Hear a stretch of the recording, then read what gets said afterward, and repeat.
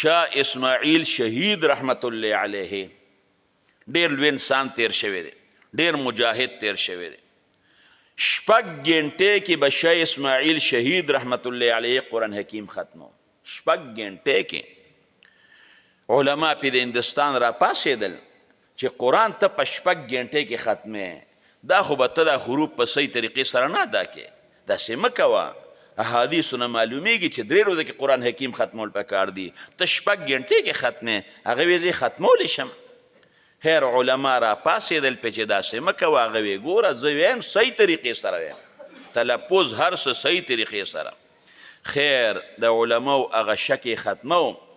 یو ورځ ورته مقرر کړه چې د دلی کوم جامع مسجد دی، تاسو ټول راشئ، ستاسو مخکې به زه ویم چې ویلی شم که نه. علما رالل، ځکه سړی هم لوی سړی دی. د دلی جامع مسجد ته د مازدیګر جمع شوه. اوس د مازدیګر او د ماښام په مابین کې دومره وخت نی چې جمع شوه.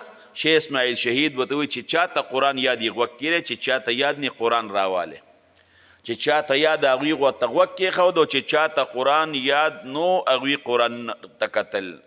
لا د ماښام اذان نو شوي چې شیخ اسماعیل شهید رحمت الله علیه قرآن حکیم ختم کړی.